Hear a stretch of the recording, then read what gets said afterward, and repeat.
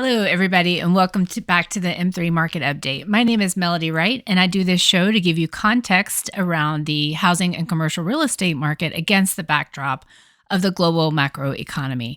So welcome back. I am going to do a quick show for you today because there's been a lot of data since my last show, and I just want to give you some context and information because the media spin machine has been working on overdrive.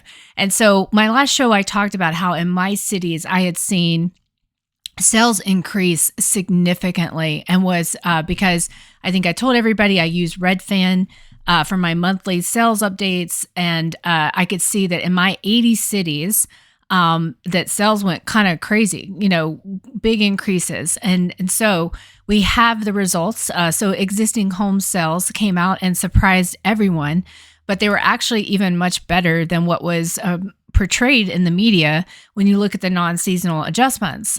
Similarly, we got new home sales, and in the media, seasonally adjusted, those sales were down when in fact they were actually up.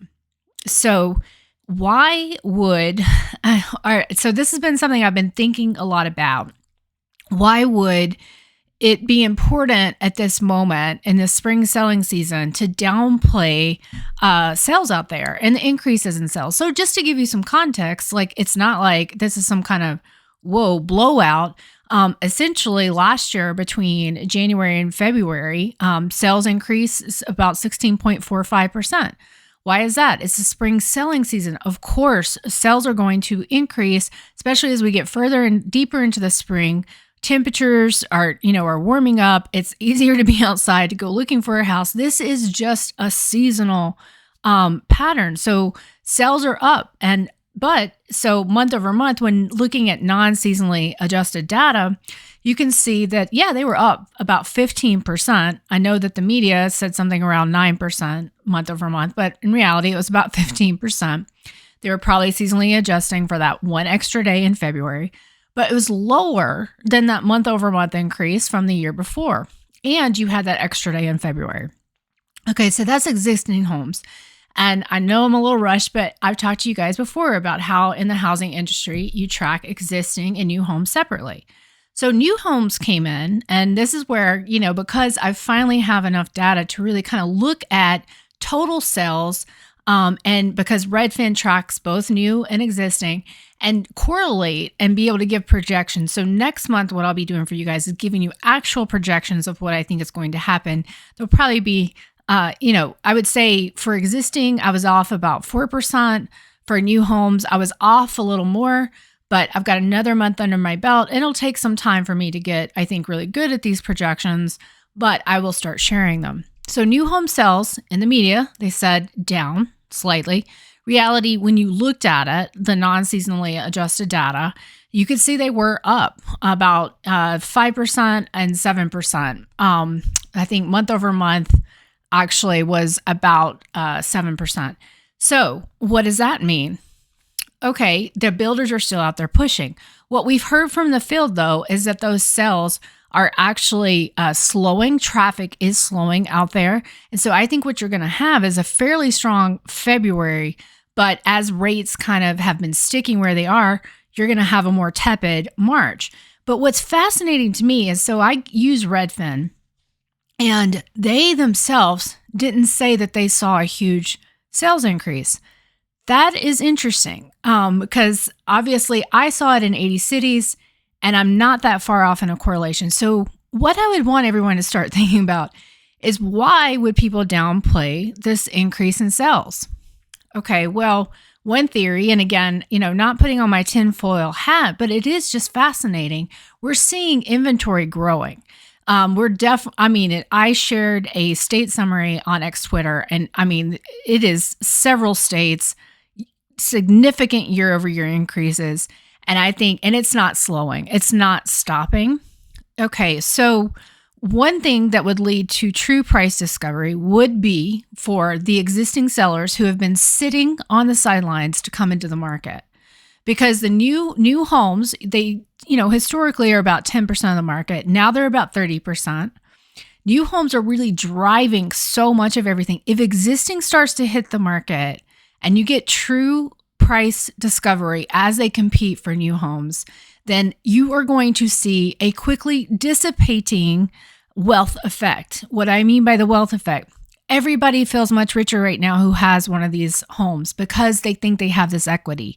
But what happens when they have to turn around and liquidate it to access the equity? Because quite frankly, right now, doing a refinance doesn't make a lot of sense. Plus, there's a lot of closing costs. Well, if that happens, then you're going to have a whole lot of Americans start feeling a lot poorer than they are today. And if those of you that follow it, University of Michigan Consumer Sentiment came out today, and they're like, we're at the highest level since July 2021. But in reality, we're about where we were from a consumer sentiment perspective in January of 2008. And so we are in an election year, and it is going to behoove those in power, especially it seems to be those that, are benefiting quite from the stock market mania, NVIDIA, a lot of this California money, but it behooves them to keep everyone thinking that they're a lot richer than they really are. And I've told you before that the same company that owns Realtor.com owns the Wall Street Journal. So there are vested interests in all of this, because I honestly believe if people started to see sales, we're talking the true number of the existing sale increase was much higher than what you saw in the media. But if people think that the housing market is heating up, guess what they're going to do? They're going to list their second homes. They're going to, speed up the listing if maybe they were thinking about, selling over the summer.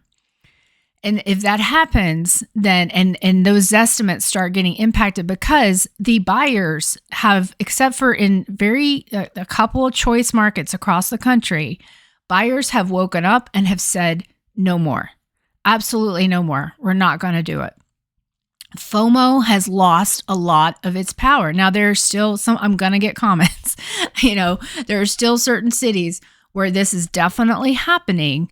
But for most cities, and I'm tracking every major market, it's not happening anymore. And for instance, what was fascinating is only a handful of my cities had actual decreases in home sales month over month, and several of them were in Florida, including Miami. So here we are in the Florida selling season. This is their season. We've been deep in it really since the end of October. And you are seeing month over month declines, non-seasonal declines. And so I believe we are actually, I believe we're finally kind of turning that corner where, this housing is so slow moving, but as we start to see this inventory grow, it is going to really blow the doors off the narrative around the housing market and around, all of this consumer sentiment, this NVIDIA mania, this just skyrocketing stock market. So wanted to share that information with you. And the other thing that was really important from the new home sales data that we got is prices went down again. And so last month I had talked about that higher number and saying it was probably going to be revised down. It was out of trend. It did get revised down. And not only did it get revised down, but the number this month was around 400,000. And once we go below that number, I honestly believe the wheels are coming off the bus. Why? Because every product out there that I have seen, except for a handful of cities, is priced over $400K. You just had Lennar. So Mortgage Bankers Association, every year they have a chair, a vice chair. The vice chair is now the president of Lennar Home Mortgage, just met with Powell in Washington, and now they're pivoting to affordable housing.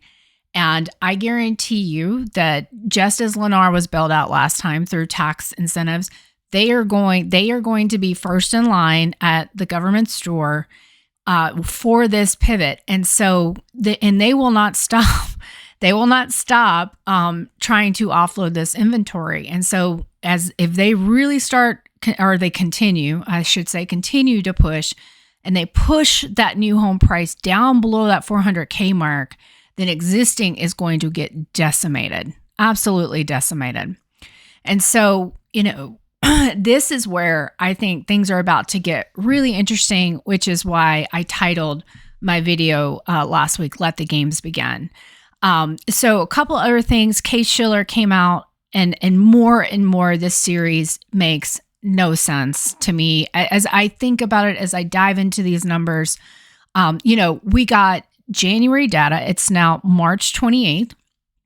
January data includes a 3-month moving average of January, December, and November.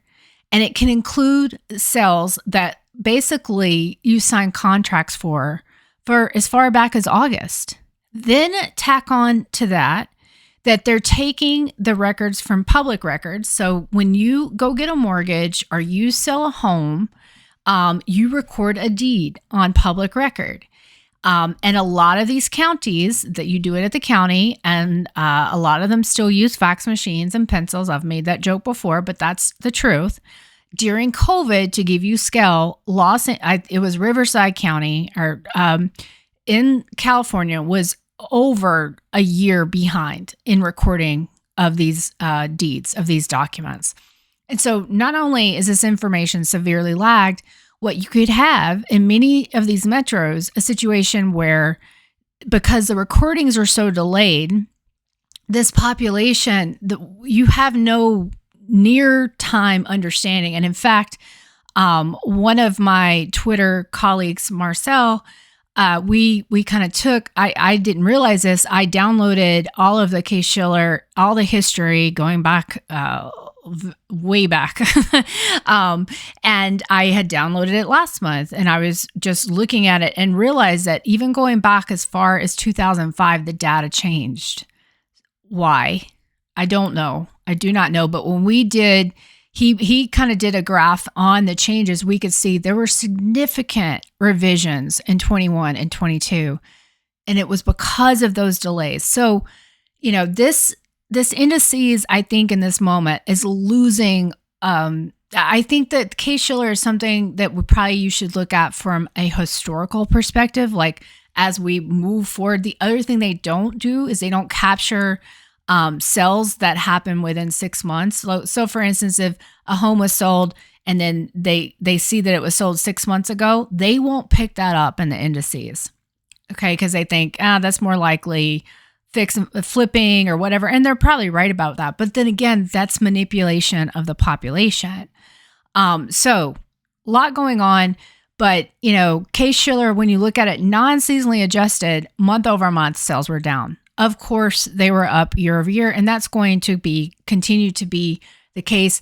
But let's watch the pattern. I kind of believe that we'll probably have a couple more down months, but Case Shiller might actually start ticking back up in the summer just in time to kind of make everybody think everything's okay again right before the election, just because of the design of the series and how delayed it is.